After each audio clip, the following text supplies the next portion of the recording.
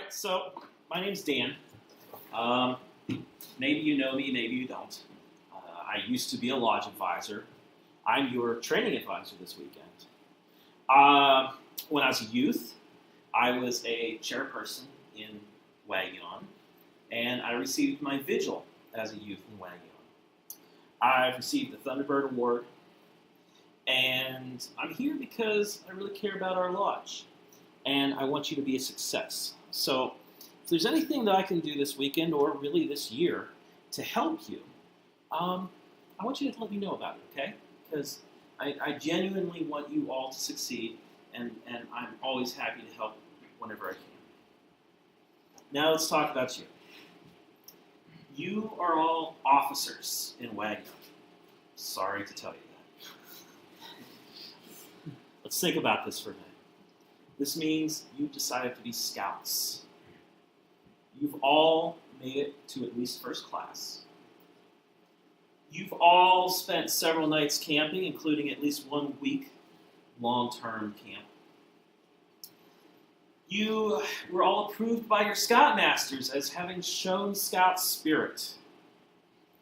Then you were selected by your fellow scouts to become candidates of the Order of the Arrow, and you rose to that challenge.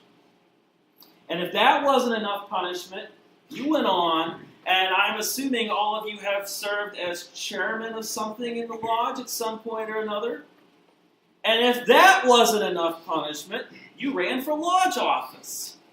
And to your dismay, you won! Now, I'm going to talk to you tonight about some stuff that might be a little bit uncomfortable. It's some pretty serious, heavy adult stuff, okay? And I wouldn't even dare try to give this class to someone else. But I'm standing here looking at you, knowing that you are the top of the top of the top. And I trust that you can handle it. I'm not going to try to embarrass anyone. I'm not going to single anybody out or call you out. But I am going to talk about some uncomfortable topics. And these topics are things that I'm bringing out because some of the older youth in the lodge, that many have had your position before, have told me maybe you have a couple things you need to work on before you're ready to have a really great year. Okay? And so I have a couple things I'm going to talk to you about tonight, but rather than me try to explain it all myself and get all wordy, I think I'm just going to start with a little bit of a video. All right, everybody sit. I've got 3 items on the docket. First, we need to acknowledge the elephant in the room. Francine, happy birthday. Oh, yeah? Oh. Number 2.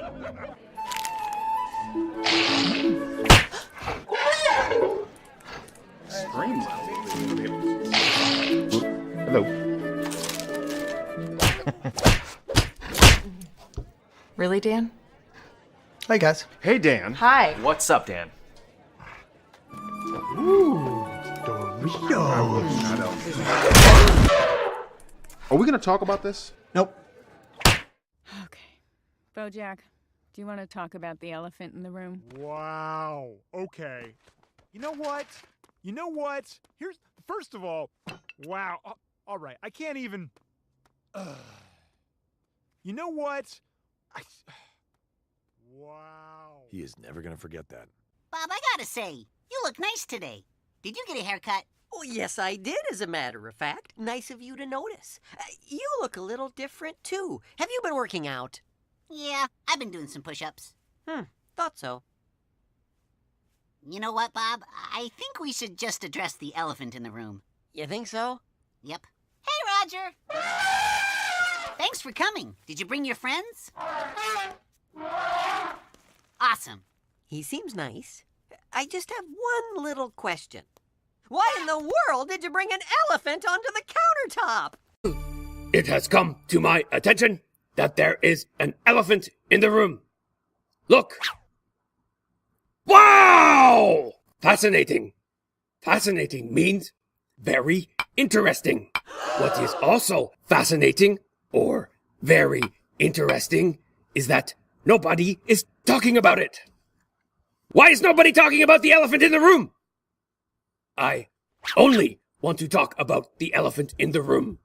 I am filled with questions. Questions like, why is there an elephant in the room? And where did the elephant come from? And most importantly, how did the elephant get into the room? The elephant is this tall, and the door is this tall. Clearly, the elephant is much taller than the door. Oh. How did this happen? Brayden, do you know? Now we all know that elephants... Camera, come back! Now we all know that elephants can't talk. But if they could, I would also have questions for the elephant. Questions like, what is your name? Cheryl? Do you like broccoli? No. And most importantly, how did you get It was inside easy, the actually. elephant? Be quiet! I am wondering about questions I would ask the elephant if only the elephant could talk. I have run out of time. Elephant in the room, you are in the room. The door is small. Elephant in the room, you are in the room. You are not small.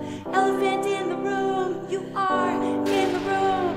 Your name is Cheryl. Death version. Elephant in the room, you are in the room. The door is small.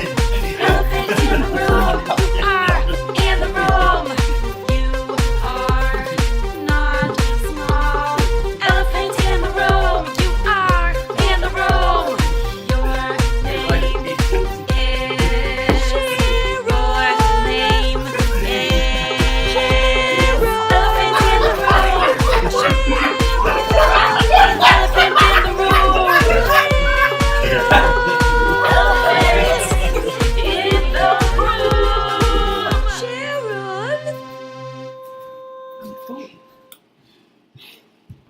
That was impressive.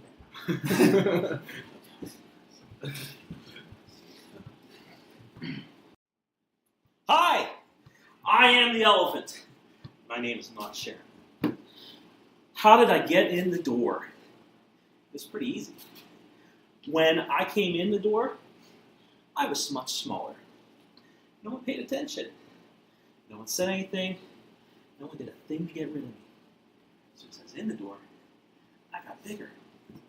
And I grew and I grew. Now, good luck getting me out. Because you know what? My job is to ruin your lodge here. And I bet none of you are going to stop me. I am big, I'm loud, I stink, and I will get in the way of everything. And still, I think some of you are going to pretend I'm not even here. I'm going to ruin your lodge here. I'm going to tell you exactly how I'm going to do it. And I'm going to tell you how you can stop me. And even after I do all that, I bet that some of you will still want to ignore me. Let me ask a question. Have you ever been sitting in a room with someone and you start texting your friends about them? Yeah? Here's a question. How many of you right now in this room know someone in here that is totally clueless about the fact that someone else has a problem with them and you won't tell them? Think that's happening? I think it is. Let me give you an example. And I'm going to pick on someone right now. I'm going to pick on my training chairman. Come on up here. You ready? Oh, I'm ready. Okay. So what I want you to do is I want you to hold that for me. Okay? Okay. Now, think about all the stuff that goes on in your life. And we have things that we don't like that happen, things that kind of grind us the wrong way, annoy us, make us upset. But you know what? We're professionals, right? We're adults. We don't let that stuff bother us. Well, every time you have one of those things that just kind of annoys you a little bit, it's like taking some water and adding it to a cup. You know what?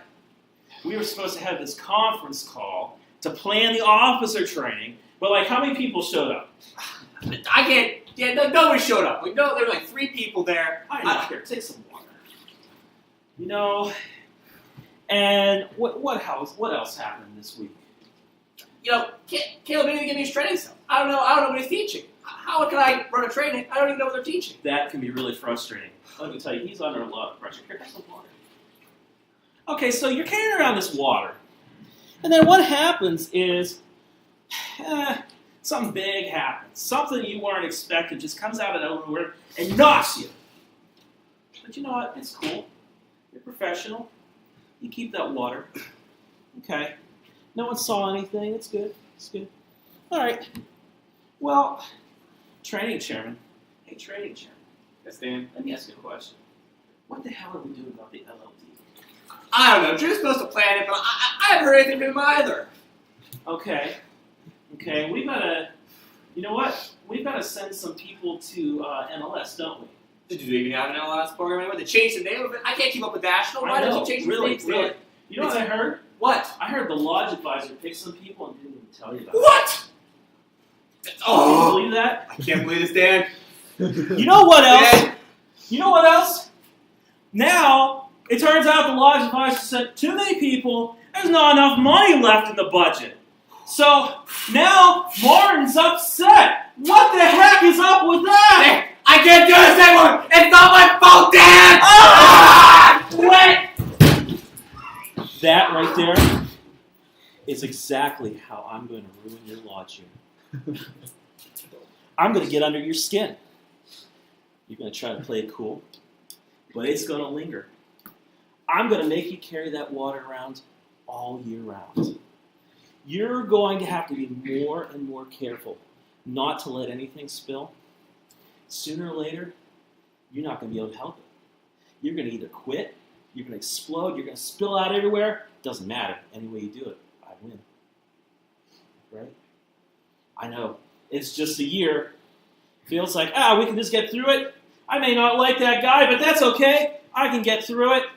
Just pretend to be nice. It's just a year, right? Guess what? A year's a long time. And all I have to do is get one of you. I don't know which one of you it's going to be, but I'm going to get one of you. Right? Well, here's the thing. It's pretty easy to stop me. I will even tell you how. In fact, someone has already told you how. His name is Matei. So together, fast and firmly, Chief Chingachgook bound these warriors in a great and honored order, in which can be admitted only those whose their own interests can forget in serving others. Now, forgetting others' interests, that doesn't mean you have to ignore your feelings. Okay? It doesn't mean you have to pretend you don't have any interests. But it does mean that you're willing to at least set those interests aside for a moment, at least, to consider someone else's point of view, right? Your interests absolutely do matter. But they're not the only interests that matter. You control your emotions rather than letting your emotions control you. Now, let me tell you something about emotions. Feelings, emotions, they're like gasoline. Okay? They're not good. They're not bad. All right? Emotions can be powerful tools. Feelings can be powerful tools. They can make a car, make fuel for a car to go fast, or make a chainsaw run. They can be used for a lot of things. If you don't have the fuel, you're not going to get anything done. Here's something I know about all 5 of you. If you didn't care about this lodge, you would not be sitting in those chairs right now. That's something I know is true of each and every one of you. But you take all that care and you just bottle it up and ignore it, it's going to explode. I know that too.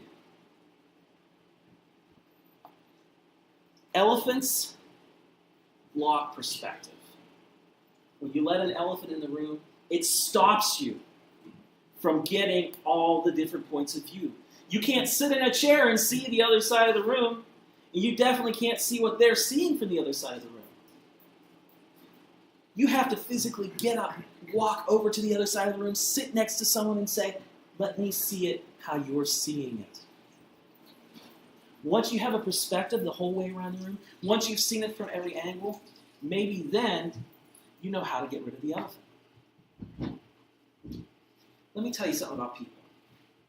People need a purpose. Let me give you an example here. I'll tell you what. I want to hear from you. I want to hear one goal that each of you has for this upcoming year. And I'm going to start with the secretary. Your secretary? Okay, secretary. What's one goal that you have for this year? To take good minutes. Okay. All right. Treasurer, what's one goal? To find a way to make sure that everyone fills out all the required treasury forms. Okay, good goal. ABC, which one's ABC? What's a goal for yours? Increase the amount of active members. Okay. PVC.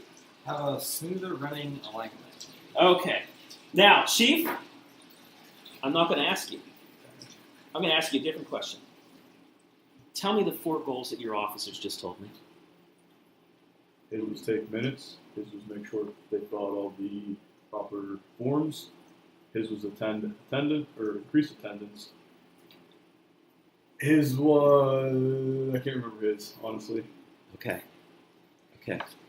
That's pretty good. You did better than I thought you would. You did very good.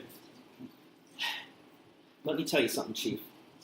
Your number one goal this year is to make these 4 people a success. Officers, your number one goal this year should be to make sure that your chairmen are a success. Every person needs a purpose.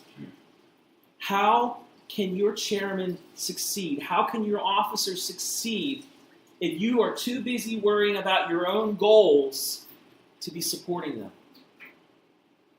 The only way the team works is if every person is important. If every person is allowed to do their job and has the support and encouragement of everybody else in the team.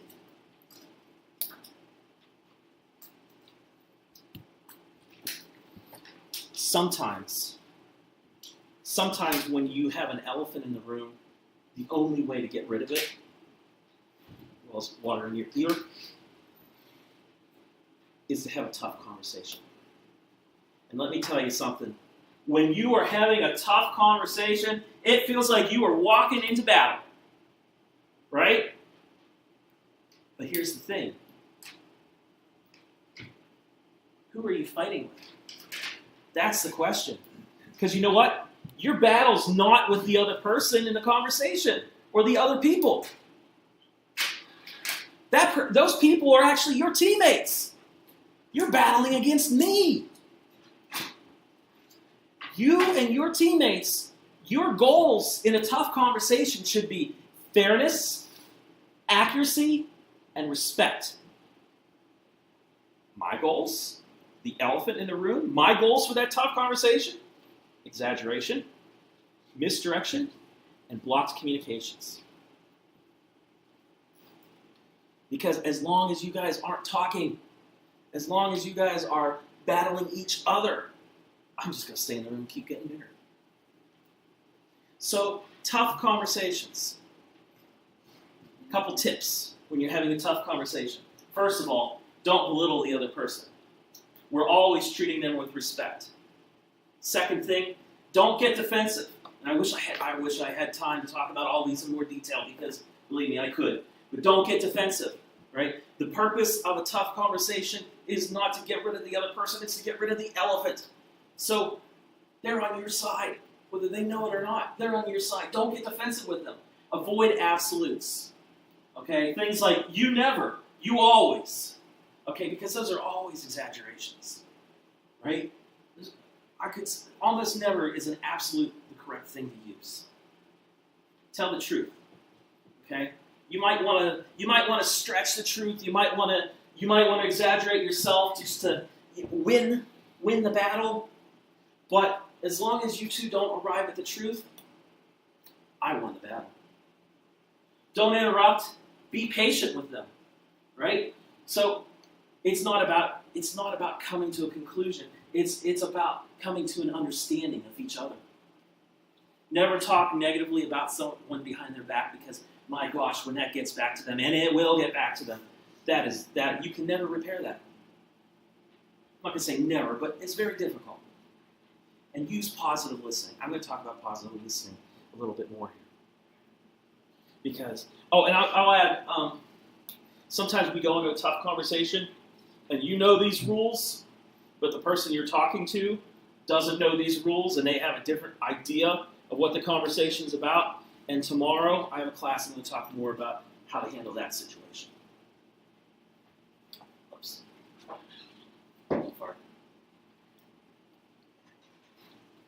Okay, so positive listening.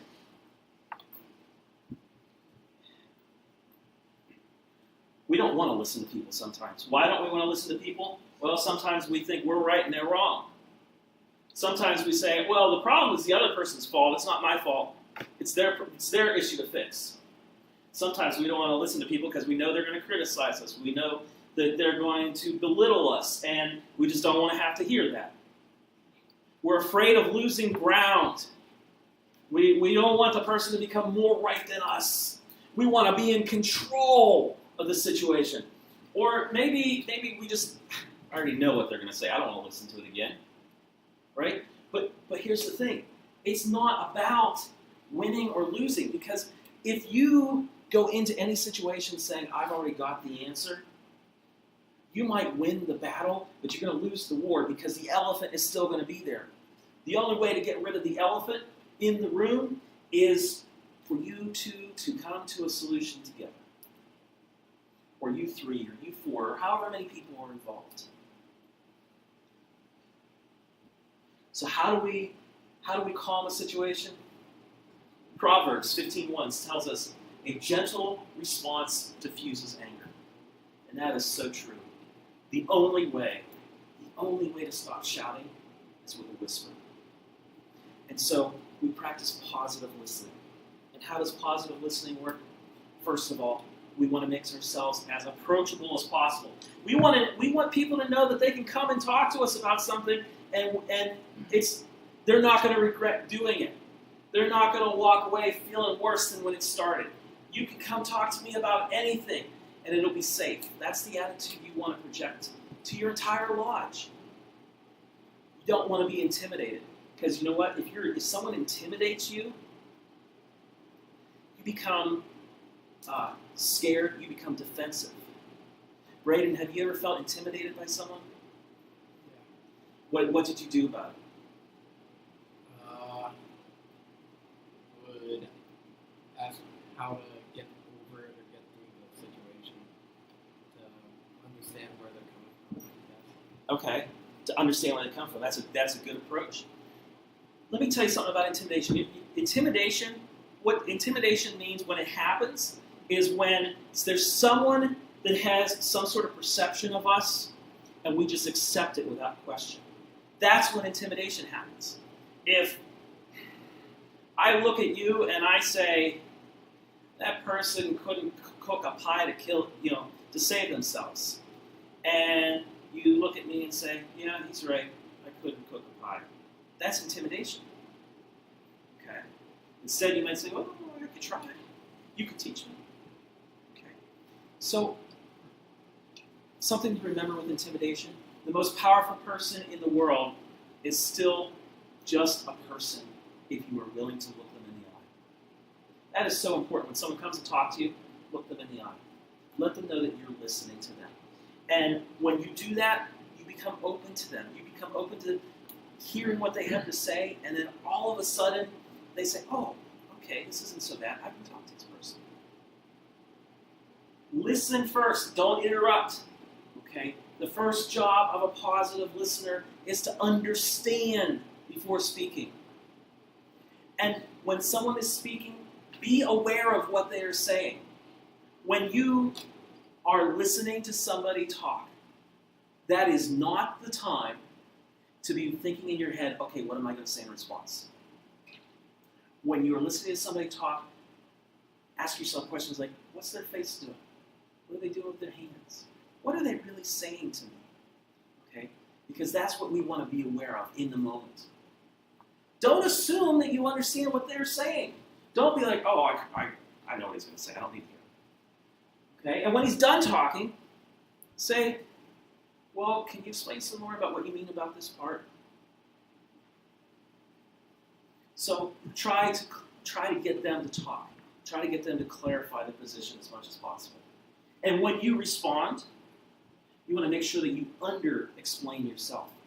Because here's the thing, when we're all defensive, when we want someone to really hear what we're saying, we have a tendency to repeat ourselves over and over and over and over and over because you're not listening to me, so I'm going to repeat what I'm saying over and over and over. And sooner or later, if I just keep repeating over and over and over what I'm trying to talk to you about, maybe you'll start listening to me.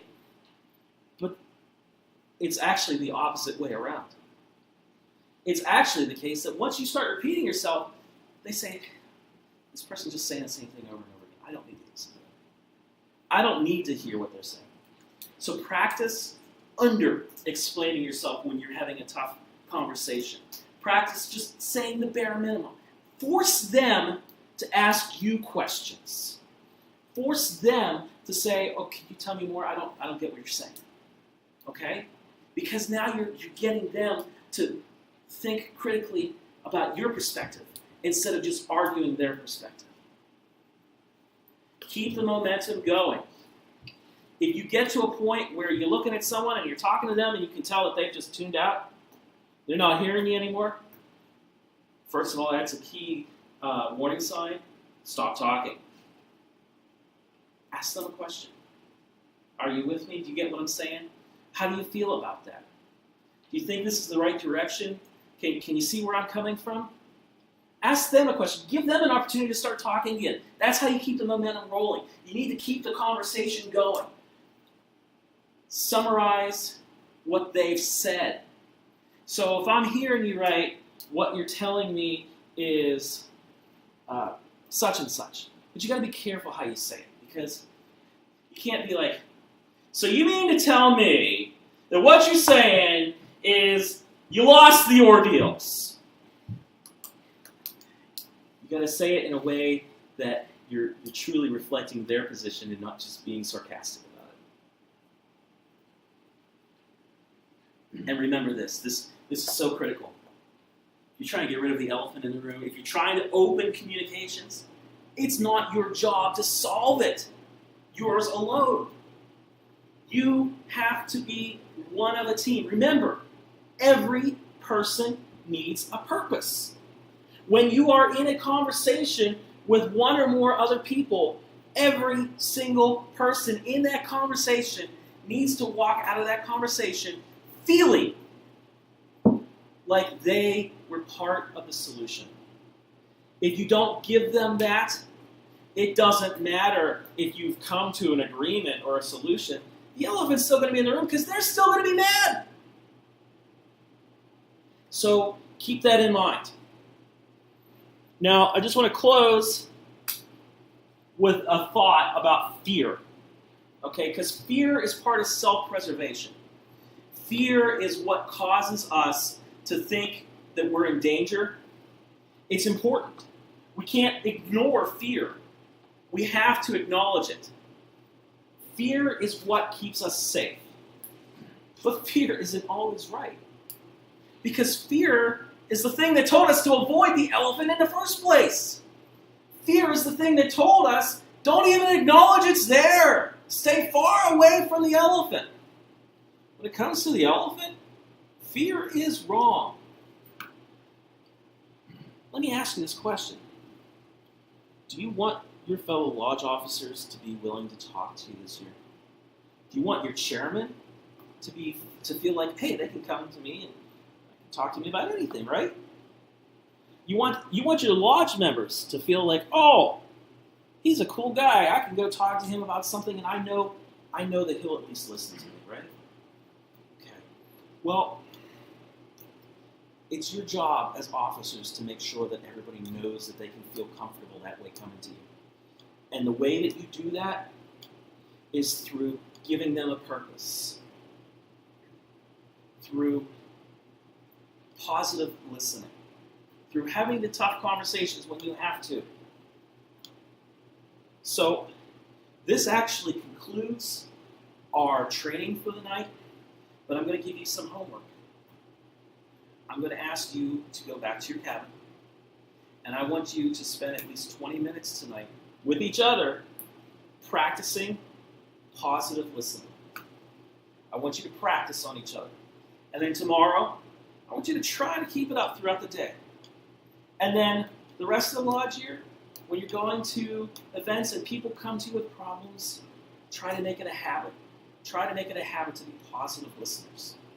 If you do that, you're going to end this year as a very strong team. You're going to end this year with 4 new friends that you will keep for the rest of your lives. You will end this year as a set of officers that can be proud of the accomplishments that you had. Thank you for listening.